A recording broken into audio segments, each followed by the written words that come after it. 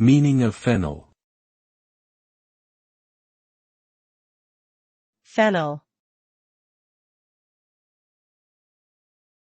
Fennel. Fennel. Fennel. Fennel is a flowering plant species that belongs to the carrot family. It is commonly used as a culinary herb and vegetable due to its aromatic and flavorful properties. The plant has feathery green leaves and a bulb-like base that can be cooked and eaten as a vegetable.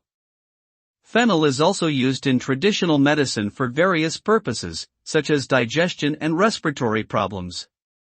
Its seeds are used to make fennel tea or added to foods as a spice. Overall, fennel is a versatile and flavorful ingredient that has both culinary and medicinal uses.